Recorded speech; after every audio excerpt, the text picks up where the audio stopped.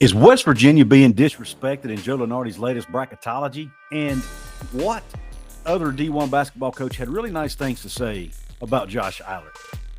We're here with another episode of Hoops from the Hills, and we're going to talk about it right after a word from our sponsor. This episode of Hoops from the Hills is brought to you by Dutch Miller Automotive, where friends and family pricing means you get the best deal right up front on any new or pre-loved vehicle in stock every time. With brands like Chevrolet, Chrysler, Dodge, Jeep, Ram, Kia, Hyundai, Ford, GMC, Buick, and Subaru, the Dutch Miller Automotive family is always growing and ready to put you in the car or truck you've been searching for. Check out our inventory today across West Virginia at DutchMillerAuto.com or come in today to the home of friends and family pricing, only at a Dutch Miller Automotive store near you.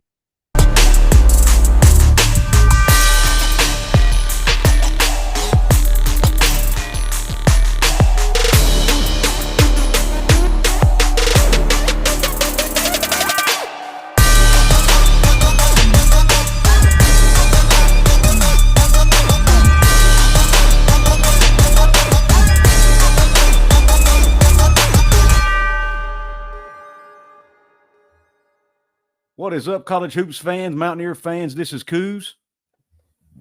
And my name is Mountaineer Paul. What's going on, guys? We are here with another episode of Hoops from the Hills. And yes, your eyes are not deceiving you. We're actually together. Mountaineer Paul and Couz in the same room together. Who would have thought, right? Life works in funny ways. My job brought me up here close to where Paul lives, so we decided we're going to do a freaking show, man. Let's do it. So here we are. All right, guys, let's dive right in. First off, let's give a shout out to our sponsor, good folks over at Dutch Miller Automotive. This episode of Hoops in the Hills is brought to you by Dutch Miller Automotive, where friends and family pricing means you get the best deal right up front on any new or pre-loved vehicle in stock every time.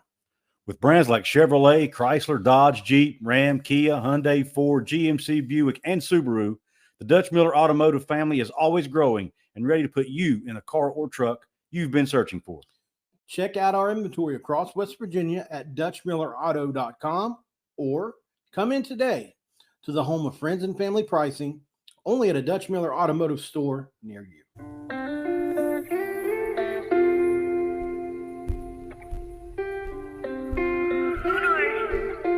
All right, guys. All right, let's dive right into the show. First off, let's talk about Joe Lunardi and where he has West Virginia ranked in this latest bracketology. We're going to share an article that was written by a friend of the show, Ethan Bach, over at West Virginia Sports Now. And then we're going to give our thoughts on it. But here we go. It says, West Virginia basketball takes huge drop in off-season bracketology. WVU basketball has had quite the offseason, gaining a top 2 transfer portal class and losing their Hall of Fame coach, Bob Huggins, all within weeks. ESPN's Joe Lunardi released his latest bracketology during the offseason, moving West Virginia to an 11 seed. Before Huggins' resignation, Lunardi had the Mountaineers at a 6 seed back in April. In this edition, Lunardi has West Virginia facing San Diego State in the 6-11 matchup, with the winner most likely facing number 3 Gonzaga in the second round. Lunardi has West Virginia's bracket playing in Spokane, Washington. Since Lunardi's latest bracketology projection this offseason, West Virginia has lost Huggins to resignation, Trey Mitchell, Joe Toussaint, Muhammad Wagi, and James Okonkwo to the transfer portal. The Mountaineers have added Jeremiah Bembry, a guard from Florida State, Alfred Nave, a forward from Israel, and Quinn Slazinski, a forward from Iona and St. John's. Nave has not officially signed with West Virginia, but the latest transfer additions have. Now, remember, guys, this article was written yesterday. Alfred Nave's signing was actually announced today, so He's a squad member. So he is now officially a member of this team. Let's finish out the article here. It says, West Virginia has one scholarship spot remaining after the coaching staff retooled the roster for the second time in 3 months. In the last week, West Virginia has reached out to Ole Miss, USF transfer Malik Ewan, and Argentinian big Lee Alia. West Virginia Sports Now will keep you up to date on the latest on WVU basketball. So they've moved from an 11 to a 6, or 6 to an 11, I should say. Paul, what are your thoughts on that, man? For me, I think the question here that a lot of people are wondering is, does the subtraction of a Bob Huggins result in moving from a 6 to an 11? Is that enough? Is that too much? Can you measure it? Yeah. Can you measure a Hall of Fame coach and what he means to a program? The way things played out, as publicly as they played out, as embarrassing as it was for the program, for him and everybody involved, does that make it more of a hit? Does it make it less of a hit? There's so many, there's a lot to weigh and measure with this. I'm going to say that here's how I'm going to phrase it. I don't think Huggins was overvalued, but he wasn't up to the same standards he was the first decade plus. Correct. Ish. I agree with that. That he was with the program. And so to me, that also means, and this is something that we kind of agreed with off camera, I think we both feel Josh Eilerts is being undervalued here as well, which is why all these coaches, which segues into our next topic here in a minute, have come to his defense in some sort of way. Yeah. He sat on the bench next to Hall of Famer for 17 years. So Josh Eilerts is ready and prepared. He's got really one of the best recruiting staffs in the country in place. He's got one of the best trusts in place to help him along. And that's fine. Drop him to 11. These are preseason projections anyway. They mean nothing. When WVU goes to Spokane, they'll have a squad at the ready. And assuming that everybody is eligible, which there are concerns with that, I think they'll have a team that's ready to compete with anybody in the country. I agree with that. And like you say, I think Eilert's being undervalued here. Maybe Huggs was being a little overvalued. Maybe, like I said, I don't like the word overvalued because I think he was – having a Hall of Fame coach – on a steady decline. Yeah, having a Hall of Fame coach is not anything to sneeze at, and that's definitely something that can help get guys on campus. And I'm sure it helped us last season as well, bringing in some of the transfers we did. And I'm sure it had a hand in getting Kirk Crease, Jesse Edwards, and some of these other guys. But let's keep in mind the retooling that this article mentioned. Jay Couz, Josh Eilerts, this staff has been able to retool this roster with what I think is players that are as good and in some cases maybe better than the guys we lost. So, and basketball is a sport that is so dependent on players' ability and talent. I'm not saying coaching don't matter because it does. But when you look at the roster, you look at Jesse Edwards, one of the top best bigs in the country. Mm-hmm. You look at Kirk Crease, one of the top point guards in the country. We still got Seth Wilson who can shoot the lights out. We've got Jose Perez, who's a scoring machine. You've got Silverio, Raekwon Battle, assuming their waivers get approved. The players they just signed, Neve, Slazinski, those are good players, man. So I really think this roster is still a good roster. So like you said, it means nothing at this point, really. And I don't necessarily begrudge Lunardi for what he did. He's basing it on you lose a Hall of Fame coach and you lose players to the portal. You do that to any program, they're probably going to drop. I'm not sure if Lunardi, I don't know, man. Maybe he just doesn't see what's going on inside the university like you and I might. Maybe he's not, abreast of all the positives that are going on there. I just don't. If he went from 6 to a 7 or 6 to an 8, I could kind of see that more than a 6 to an 11. But again, just like the football team can use being 14th as, a motivator, maybe the basketball team can use this as a motivator. Say, hey, these guys think we're an 11 seed. We're going to go prove them wrong. Exactly. So I look at it as an opportunity for them to go out and prove themselves and prove the naysayers wrong versus anything else. And, you talked about Eilert. That segues into our next conversation. There's been some coaches speak out in interviews and things that were asked about the Eilert hire. And one of those recently was Brad Underwood, who's currently the coach at Illinois. But Underwood, for most of you who may not know, or for those of you who may not know, Underwood was an assistant under Bob Huggins and actually worked on the staff at Kansas State while Eilert was a GA there for 1 year before Eilert came with Huggins to West Virginia. But here's what Brad Underwood had to say about Eilert. And again, this comes from WestVirginiaSportsNow.com, but I am excited and happy for Josh. He has paid his dues and was the perfect choice by Ren Baker to lead the program at this time under challenging circumstances. He has been extremely loyal, spending the entirety of his career working for Coach Huggins. Josh has tremendous experience at the high major level and outstanding contacts and relationships throughout the sport. Most importantly, he understands the culture of Mountaineer basketball, the state of West Virginia, and the Big 12 Conference, end quote. And again, that's a statement from Brad Underwood, head coach at Illinois, on the hiring of Josh Eilert as interim coach. So, Paul, what are your thoughts on that statement by Brad Underwood? And I think you mentioned too that Frank Martin might even said something about that as well. Yeah. These coaches aren't going to go, and it's not like his credibility's on the line, but going out and making a statement like this, unless you're just really close with somebody, I think he believes everything he said. Everything he said is true. It's not like he made it up. Those credentials are legit. He did sit on the bench for 17 years. He has coached at the high major level for that amount of time. He has made incredible contacts. Think about the people he's had on the bench throughout the time period he's been with Coach Uggs. Brad Underwood being one of them, who's got a really good Illinois team coming back next year and knows how to coach himself and would have been a great replacement for Huggs in himself. And I think Josh Eilerts is primed and ready. I really do believe in him. You listen to him talk. I like his even keel nature. I like the way he speaks. I think he's a good leader. The kids wanted him there, even though not all stayed. I think just because those players left, it was just for a bag. Had nothing to do with Josh Eilerts. You know, they went to bat for him and then got offered, in Trey Mitchell's case, $1 million. So don't blame Trey for getting $1 million.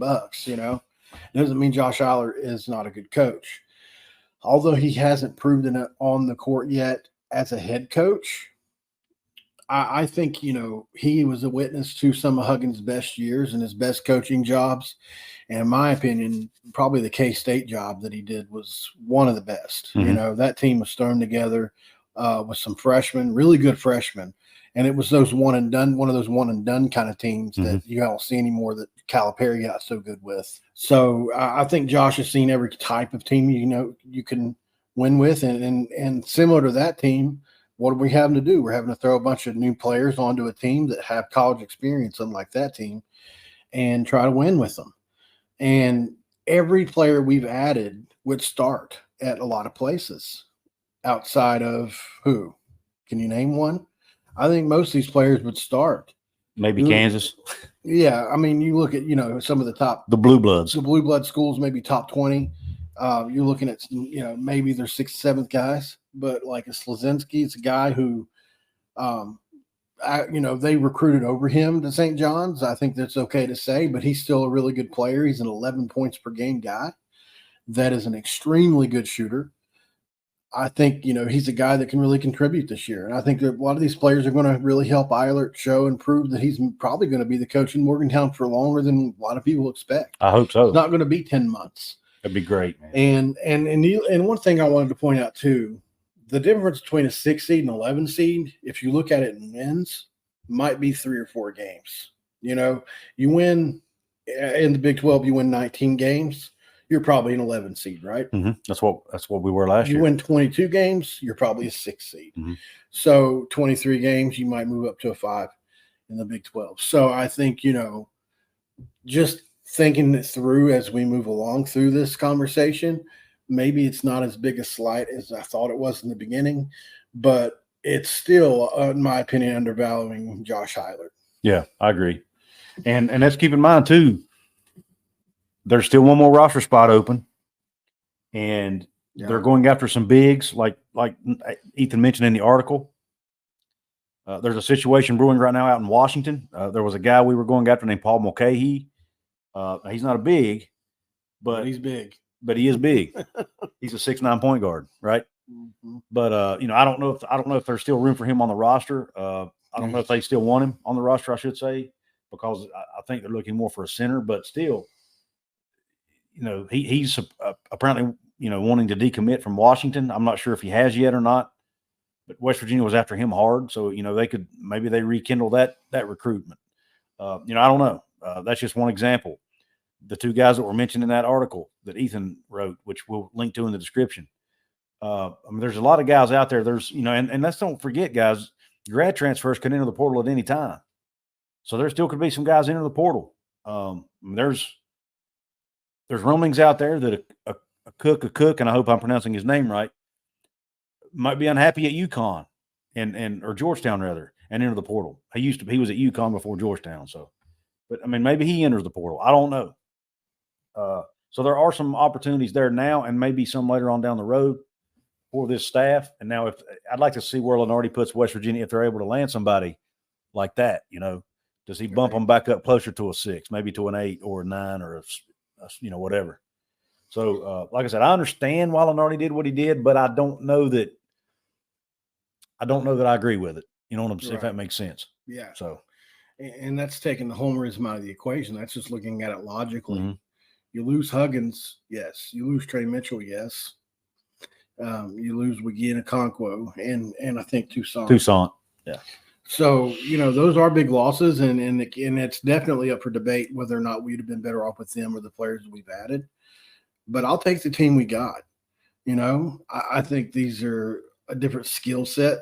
We're a lot of, the guys that left outside of Trey really struggled to score it at times, including Joe, at times. Mm-hmm. Although he can get to the rim and he could pull it from mid-range every now and then. But anything outside of that, he struggled in and wasn't a world beater at the mid-range game. So we really added some good scores. And Josh Eilert, from a lot of people I've heard, is really good with X's and O's on the offensive end and wants to be a better offensive team. So, and focus a little more on offense than defense, although he'll have the same principles that Hugs had. So it's not going to be the same looking team 100%. And like the traps and everything, they're going to be a little bit less sporadic than they used to be. They're going to be a little bit more planned out. But I think it's going to be different. We can't come out to expect bloody noses and the way things used to be all the time. And hopefully the referees just think about one positive thing about Huggins. Unfortunately, the way things went was not positive, but him no longer being associated with the program, the referees are probably going to give us some calls. Very possible. Yeah, we all know Hugs has had his moments with referees, right? Yeah. But yeah, it's like I said, it's at the end of the day, it's probably no big deal. But let's face it, guys, it's the whole season. There's not a lot else to talk about. So, but we wanted to bring you this episode. Who knows when Paul and I will be in the same room and get together again. So we want to take this opportunity to do a show for you guys. Let us know in the comment section. What do you think about Lunardi dropping West Virginia down to an 11 seed in the preseason projections? Again, it's preseason. We know it doesn't mean much, but it's fun to talk about. What do you think about Brad Underwood's comments about Josh Eilerts? And what do you think about Josh Eilerts overall, the way he's handled this whole situation, the staff he's hired, the players he's been able to get out of the portal, all of that stuff? I'd like to hear your thoughts on that. Guys, don't forget about our sponsor, Dutch Miller Automotive. Go check them out for your automotive needs. Don't forget to subscribe to the channel if you haven't yet. Help us keep those numbers climbing. Don't forget to hit the like button. Don't forget to share it with your friends. Don't forget, again, to leave a comment and leave your thoughts below. And don't forget about our other channels. You got Mountaineer Paul Talks Football. You got Couz's Corner. Go subscribe to those if you haven't yet, where we talk all things West Virginia football and throw in some Big 12 stuff and maybe some conference realignment stuff as well. So, Paul, any final words before we say goodbye to these wonderful people? Well, you mentioned football season. It's getting close.